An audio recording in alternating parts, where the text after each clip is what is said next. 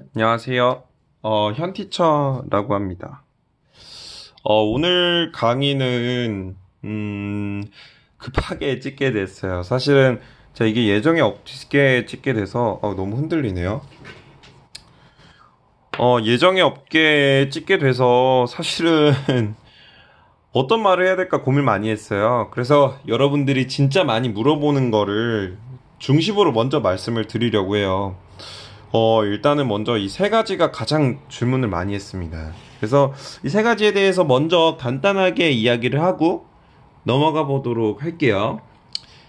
일단은 모든 질문들의 일단은 공통적인 사항은 최근에 기출의 트렌드가 정말 많이 변했다는 거예요. 그러니까 정말로 쉽지 않고요. 이제는 진짜 쉽지 않게 됐어요. 근데 쉽지 않다는 점은 사실은 제가 봤을 때는 소재가 좀 어렵다고 생각을 하는데 이 소재가 어려워짐에 따라서 그만큼 단순하게 옛날에는 독해만 하고 독해를 체크하고 뭐 넘어갔던 공부법을 하셨던 분들은 이번 시험에서 굉장히 어렵게 나왔을 거예요. 그러니까 이번에 소재가 정말 어렵고 소재가 이해하려고 하면 이해가 안 되는 지문들이 많이 나왔기 때문에 여러분들이 시험장에서 느꼈을 때의 난이도는 그전처럼 공부를 하셨다면 쉽지는 않았을 겁니다. 예, 일단은 이게 이번 시험의 총평이고요.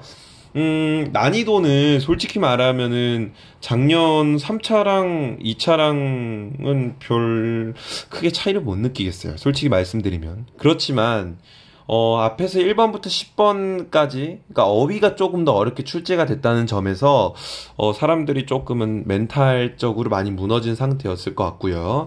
작년보다도 훨씬 더 좀 소재 쪽에서, 좀 어려움이 많았을 것 같다. 그쵸? 왜냐면, 이해가 안 됐을 것 같아요, 전체적으로.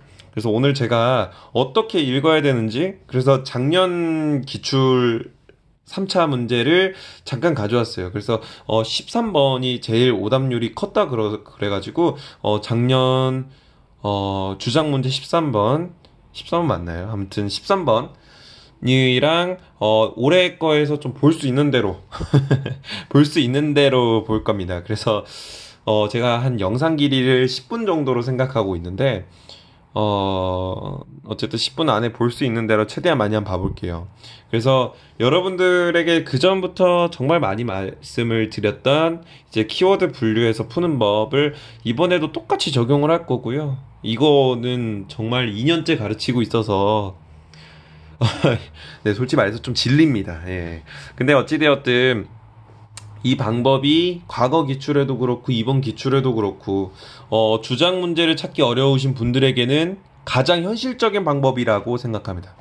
뭐 이 방법을 통해서 뭐 30점 받았던 분들이 다음 시험에서 100점을 맞냐 뭐 그런 개념은 아니고요. 그건 뭐 저는 사이비가 아니니까요.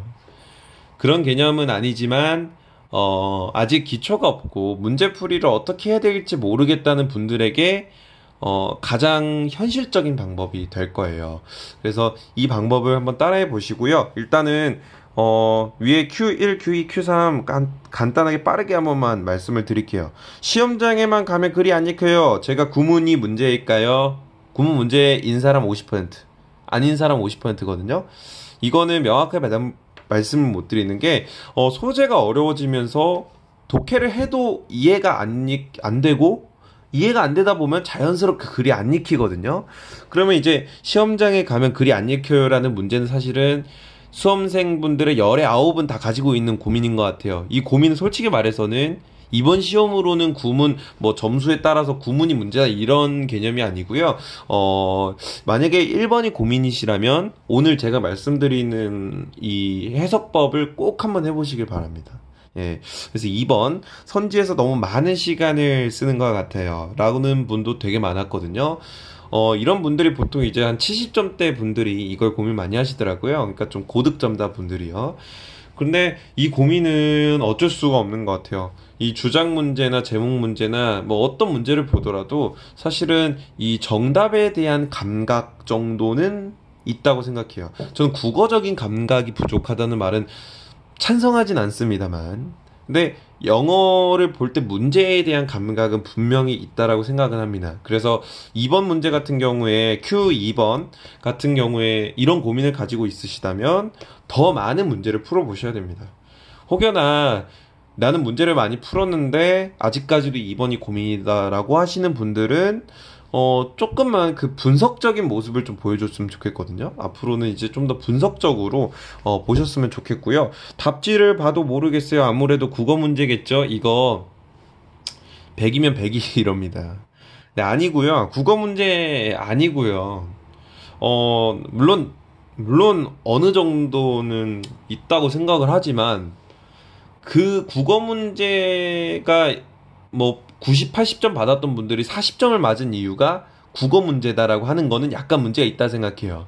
국어 문제라는 거는 정말 90점, 100점 사이에서 발생하는 게 국어 문제지, 40점이나 50점 같은 점수를 받았다면 이번 시험은 국어 문제가 아니라 분명 다른 게 문제일 거예요. 그러니까 이번 시험의 점수를 놓고 국어 문제라고 탓을 하면은 다음 시험에도 그렇게 좋은 결과 있진 않아요. 왜냐면 영어를 공부하면서 국어 문제, 어떤 국어에 대한 감각을 키울 수 있는 방법은 아직까지는 없는 것 같아요. 예.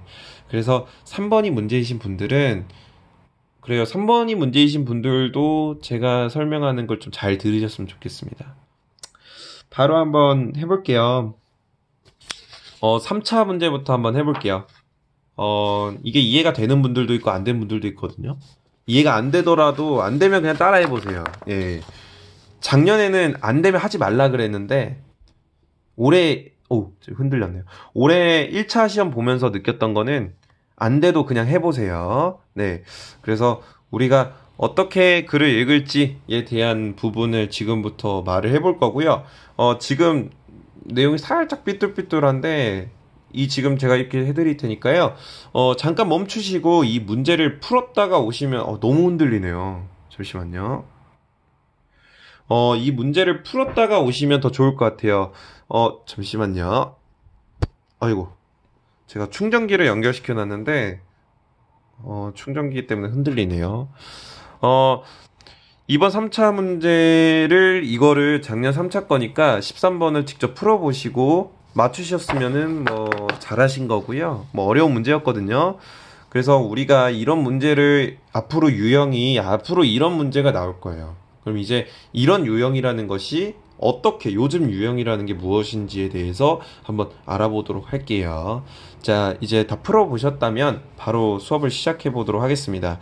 그래서 지금부터 본격적인 수업이고요. 지금 한 가지만 세울게요. 자, 첫 번째는, 뒷면에다 쓸까요? 뒷면에다 쓸게요. 자, 첫 번째는, 일단은, 주절의 주어. 이거, 일단 A라고 칠게요. 일단 따라하세요. 왜 이걸 해야 되는지는 제가 게시글로 다 보여드렸거든요. 일단 따라해주세요. 주절의 주어는 A고요. 전 이 A라는 거를 동그라미라고 체크를 할 겁니다. 네. 그리고 이 A에 대한 설명이라면 당연히 A고요. 그 똑같이 동그라미 체크해 주시면 돼요. 3번. A에 대한 설명이 아니라면 B라고 칠 거고요. 그걸 저는 세모라고 표시를 해 놓을 거예요. 4번. 이해가 안 되는 것들은 넘기세요. 이해가 안 되면 넘기세요. 제발 이것 좀 하세요. 제발. 이해가 안 되면 넘기시고요. 자, 5번. 주장에서 집중력을 가지시면 돼요. 근데 이 주장이라는 거는, 잘 보이죠? 자, 주장이라는 거는 사실은 이렇게 주장 찾아라 그러면은 다 똑같이 말하잖아요. 제가 지금 여기서 말하는 건, 주장은 뭐 must consider, 그다음에 have to, 그러니까 뭐 해야 된다라는 것들 나오면 주장이다라는 식의 좀 진부한 이야기는 아니에요. 이게 여기서 말하는 주장은 필자가 긍정하는 것들 혹은 부정하는 것들, 이런 것들이 나오면 기본적으로 집중을 좀 해주셔야 돼요. 일단은 여기까지만 보시고요. 6번입니다. 만약에 필자가 긍정하는 것도 부정하는 것도 없으면 보통 설명문인 경우가 많아요. 그럼 이 보이시죠? 자, 설명문인 경우가 많은데 이 설명문인 경우는 보통 크게 몇 가지로 나눠집니다. 첫 번째는 사물에 대한 특징. 사물에 대한 특징. 두 번째, 사물에 대한 특징. 그 다음에 생물에 대한 특징. 이 정도는 설명문에서는 이게 주장으로 쓰일 수 있습니다. 일단은 여기까지만 알아두시면 될 것 같아요. 제가 여기 6가지는 제가 나올 때마다 제가 한 번씩 계속 보여드릴 테니까요. 잘 보이시나요? 안 보이실 것 같은데 아무튼 좀 보셨으면 좋겠습니다. 자, 보셨다면 바로 다음 문제를 한번 바로바로 풀어볼게요. 자, 작년 13번 문제를 풀어보시면 되고요. 자, 다 풀어보셨다면 한번 같이 풀어볼게요. 자, 클래시피케이션이 나오네요. 여기서 주절의 주어는 A라고 했죠? 정확히 말해서 여기다가 첫 문장의 주절의 주어는 기본적으로 A라고 둡니다. 자, 이거를 그래서 A는 동그라미로 하기로 했죠? 자, 동그라미 칠게요. 우리에게 포커스하는 거를 해줄 거라는 거예요. 그럼 이 포커스라는 특징은 포커스라는 특징은 이 분류라는 거의 하나의 특징이죠. 이게 이거를 우리에게 허락해 준다 그러잖아요. 그럼 포커스 동그라미. 잠깐 끊어졌는데 다시 한 번만 그대로 바로 진행을 할게요. 일단은 클래시피케이션이 포커스를 해준다고 하죠. 한 가지나 두 가지 특징 이런 거 체크하시려면 해도 돼요. 그러니까 마음대로 하세요. 네, 그 C 있죠? C도 동그라미 치시면 돼요. 이게 지금 해주는 거, 그러니까 클래시피케이션이 뭘 해주냐에 대한 내용이 나오고 있고, 그 다음에 그러한 특징들 혼자서의 관점에서 한다 그러니까 이것도 동그라미겠죠? 그러면은 우리가 이 문장을 보고 굉장히 이해가 안 될 거예요. 어찌 보면 이해가 되신 분들도 있겠지만 이렇게 동그라미 치셨으면 분류라는 게 뭐야? 포커스 하는 거고 C 하는 거야. 한 가지나 두 가지 특징인 거야. 그 다음에 그러한 특징들을 혼자서, 그러니까 그거 특징들 자체만으로 어떤 관점에서 보는 거야. 이런 식으로 기억을 해두시면 돼요. 이 작은 차이가 끝에 가서는 큰 차이가 될 수 있거든요. 자, 계속해서 읽어볼게요. 자, 여기 classify plants and animals가 나왔으니까 여기 부분은 가정이죠. 명확하게 판단 안 하셔도 됩니다. 그러니까 여기서 그 가정은 굳이 판단을 안 하셔도 돼요. 그러니까 묶어놓고 좀 넓게 보시면 됩니다. 근데 이제 앞문장에서는 이제 위에 나온 그 동그라미 단어가 그대로 쓰이고 있죠. 전체적으로 문장이 동그라미고 여기도 동그라미가 나오겠죠. 이건 넣어 한다는 거네요. 여기 앞에 말씀드렸다시피 앞문장에서 가정 상황이 동그라미를 너무 안 좋네요. 동그라미를 가정하고 있으니까 여기 부분도 동그라미를 쳐주시면 되겠죠. 그래서 all the variation을 무시한다고 하네요. 그러면 이 all the variation은 이걸 무시하는 거니까 다시 말하면 다시 말해서 이 classify에 대한 설명이 아닌 거예요. 다시 한 번만요. 요거가 이거를 안 한다고 하죠. 무시한다 하죠. 그러면 이 모든 다양성이라는 거는 이 classify에 대한 설명이 아닌 거예요. 자, 아까 내용 다시 한 번만. A에 대한 설명이 아니면 B예요. 여기서도 아까 말씀드렸지만 이건 넣어 한다 그러잖아요. 그러니까 부정 키워드가 들어가게 되면 그 뒤에 있는 거는 반대 키워드가 됩니다. 그럼 이렇게 세모를 쳐주시면 됩니다. 주장이라는 거는 분명하게 긍정과 부정 표현이 나왔을 때만 가능하거든요. 여기서 제가 몇 번에 적어드렸냐면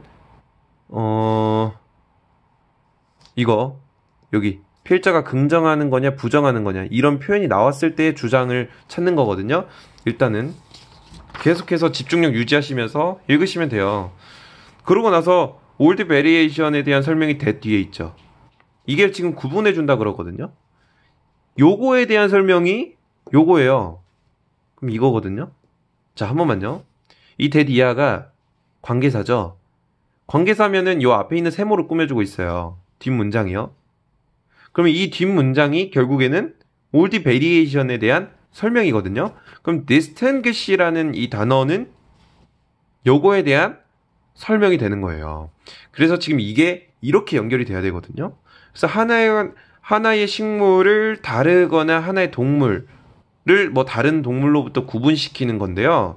자, 여기서 한 가지만 여러분들이 좀 느끼셨으면 좋겠어요. 우리가 상식적인 걸로는 구분, 이게 분류란 뜻이고 이건 구분이거든요. 분류하는 게 구분하는 거 아니냐라고 생각하시는 분들이 많아요. 만약에 이 문장을 대충 읽잖아요. 이 분류를 구분이랑 똑같다 생각할 거예요. 안 하실 것 같나요? 할 거예요, 분명히. 제 생각은 대부분이 했습니다. 이 문제가 왜 어렵냐면 분류라는 거를 구분이랑 똑같다 생각하거든요. 여기서부터가 우리의 상식인 거예요. 이게 지금 똑같다고 생각하는 거가 우리 상식인데 실제로는 이 구분하는 거는 요거에 대한 분류에 대한 설명이 아닌 거예요. 다시 한 번만요. 분류에 대한 설명이 아니라는 거예요. 분류가 구분은 아니라는 우리 상식에 맞지 않는 문장이 나온 거예요. 이게 바로 우리의 상식이랑 충돌을 하는 첫 번째 포인트인 거죠. 그래서 우리가 이런 부분에 대해서 유의를 하고 문제를 읽지 않으면 언젠가는 이 문제가 문제에 나왔을 때, 이 아래 이 선지 쪽에 이렇게 나왔을 때 이 부분을 고를 때 분명히 이 문제를 이렇게 구분해 놓지 않으면은 언젠가는 헷갈릴 수 있어요. 자, 이게 얼마나 큰 차이인지를 계속 한번 읽어볼게요. 자, 다른 걸로 해서 뭐 이렇게 한다고 그러죠. 그리고 우리는 반드시 포커스해야 된다 그러죠. 이러한 측면에서요. 그 측면이라고 나오고 that 이하로 나왔네요. 근데 shared란 단어가 나왔고 쭉쭉쭉 읽어보시다 보면은 이 문장이 이해가 안 가요. 결국에는. 그쵸? 이게 뭔 말인지를 모르겠어요. 근데 한 가지는 알 수 있어요. 이 differentiate가 뭐냐면 차별화를 두는 거예요. 차별화를 두는 거예요. 근데 이게 구분 짓는 거. 이게 곧 차별화를 두고 구분하는 거거든요. 사전적 정의가. 이게 지금 앞에 있는 단어랑 똑같이 쓰였어요. 그러면 요거가 바로 무엇이냐? differentiate가 바로 세모가 되는 것이다. 그럼 세모가 되면은 지금 and로 묶였죠? 요 앞에 있는 단어도 세모예요. 그렇다면 이거가 이 대시 이하가 지금 이걸 꾸며주는데 여기서부터 여기까지가 aspect를 꾸며주는데 이 아래 문장이 세모거든요. 그럼 이 aspect가 뭐가 되냐면 세모가 되는 거예요. 그러면 우리는 반드시 집중해야 됩니다. 이러한 측면에서요. 라고 이야기를 하는 문장 자체는 잠시만요. 하는 문장 자체는 세모인 거거든요. 그쵸? 그럼 우리가 이해했을 때라는 게 뭐냐면 우리는 반드시 그러한 측면을 읽어야 됩니다. 뭐 뒤에 나오는 공유합니다. 뭐 차별화를 둔다 혹은 구분 짓는다 라는 단어를 아무 생각 없이 읽으면은 이 문장은 절대 이해가 안 가요. 근데 키워드를 분류해서 풀면은 적어도 이 세모가 이러한 측면이 뭔데? 라고 하면은 바로 구분하는 거고 어떤가? 구별 짓게 해주는 거예요. 이 구별하다고 이게 구분하다거든요. 구별하게 해주고 구분 짓게 해주는 거예요. 그러한 측면에서요. 그리고 나서 어떤 거냐면 또 쉐어하는 거예요. 이해되셨나요? 지금 여기까지만 보고 잠깐만 선지 아래로 가볼게요. 지금 이게 아래에서 고르는 거예요. 한 번만 이거를 쭉 한번 보실래요? A를. 여기서 보면은 이 분류를 할 때 있어서 우리는 집중해야 됩니다. 몇 가지의 특징을 집중해야 된다 그러죠. 그러면 이걸 하기 위해서 뭘 해야 되냐를 기억을 고르시면은 이 분류에 대한 설명을 고르면 되는 거예요. 대부분의 사람들은 그래서 이 구별 여기서 보면은 different, shared 이런 거에 눈이 가 있게 돼 있거든요. 이거는 분명한이잖아요. different는 다르다는 뜻이고 shared는 공유하다라는 뜻이에요. 한번 돌아볼게요. shared는 세모였죠? 요거는 classification, 분류에 대한 설명이 아닌 거예요. 그럼 이 share는 탈락하게 되겠죠. different 요거 구별하고 다르게 해주는 거는 바로 이 classification에 대한 설명이 아니라 이 반대편 세모에 대한 설명이었죠. 지우는 거예요. 이거 특징적이라는 뜻이에요. 특징적. 즉 여기서 동그라미와 세모로 나뉘었죠. 지금 제가 이거를 앞에선 게시글에서는 말씀드렸는데 혹시나 이해가 안 되시는 분들을 위해서 대충 설명을 드리면 이 동그라미는 곧 not A거든요. not 세모거든요. 구별한다는 게 구분해주지도 못하고 차별화도 못 두는 거예요. 분류한다는 게요. 다시 한 번만요. 분류한다는 게 구별도 못 해주고요. 구분도 못 해주는 거예요. 구분도 못하고 구별도 못하는 게 바로 이 사람이 봤을 땐 분류라는 거죠. 그게 바로 분류. 그럼 결국에는 이것과 이거의 반대 특성인 구별하지 못하고 차별화를 못 두는 거를 고르시면 돼요. 근데 이거는 분명하다라고 돼 있잖아요. 이건 바로 이거 세모에 대한 설명이거든요. 그럼 이거 재웃기면 돼요. 4번밖에 안 남았죠? 4번이거든요. 분류가 왜 흔하게 만들어주는지에 대한 거를 우리가 상식으로만 보면은 1, 2, 3번에 눈이 갈 확률이 너무 높아요. 이 문제는 우리의 상식을 철저하게 이용한 문제예요. 이 문제가 이해가 안 간대요. 당연히 이해가 안 가죠. 이해하려고 하면 안 가는 거예요. 그렇지만 이런 어려운 문제가 나오면 나올수록 뭘 해서 풀어야 되냐면 최대한 주장에 맞게, 다시 말해서 주장 문제만을 찾아서 구조적으로 풀 필요가 있어요. 이런 문제가 어렵게 나오면 어렵게 나올수록요. 어렵게 나오면 첫 번째는 해결이 될 수도 있어요. 두 번째 문장부터 하나도 안 읽힐 거예요. 이거 대부분 다 경험하실 텐데 첫 번째 문장 이해 안 되시면은 두 번째 문장부터는 이 알파벳을 좀 훑는 느낌으로 독해를 해요. 그러니까 알파벳을 좀 훑어요. 그 겉을 좀 훑는 것 같아요. 이렇게 공부하시면은 나중에 가서는 결국에는 이런 거 찍게 돼 있어요. 이게 바로 우리가 말하는 감독회거든요. 지금 제가 계속해서 이어서 강의를 지금 20분이나 길어졌거든요. 제가 강의를 1차까지를 설명을 드리려고 해서 일단 여기서 끊고 1차는 바로 한번 이어서 강의를 진행을 할게요. 1차도 이것과 관련된 문제가 나올 거거든요. 그래서 이렇게 푸는 게 바로 정확하게 푸는 거고, 이렇게 푸는 게 바로 우리가 낯선 지문을 만났을 때 풀 수 있는 가장 현명한 방법이다라고 생각을 합니다. 그래서 일단은 먼저 이것부터 연습하셔야 어려운 문제가 나와도 헷갈리지 않게 풀 수가 있거든요. 이제는 그냥 했으면 좋겠어요. 제가 작년 3차 때까지만 해도 이렇게 강압적으로 말 안 했거든요. 그냥 했으면 좋겠어요. 이번 1차 보셨죠? 그냥 상대방이 내 머릿속에다가 어떤 내용적인 이해를 떠다 줄 거라고 생각하면 정말 오산이에요. 그러니까 우리가 최대한 구조적이고 어떤 문장을 보는 눈에 있어서 어떤 확실하게 좀 답을 가르는 방법을 좀 생각을 했으면 좋겠어요. 확실한 거는 필자는 주장이 있다는 거예요. 그러면 이게 주장인지 아닌지만 고르시면 되는 거거든요. 주장문만 찾으시면 돼요. 그러면은 결국에는 그렇게 보면은 주장인 것과 주장 아닌 것, 결국에는 두 가지로 나뉠 수밖에 없어요. 키워드를 나눠서 문제를 푸는 것에 대해서 오늘은 강의를 했어요. 이게 바로 이어서 제가 올해 1차 거를 어떻게 푸는지에 대해서 말씀을 드릴 거거든요. 이 내용이 이해가 안 가는 것들은 반드시 이렇게 공부를 하셔야 됩니다.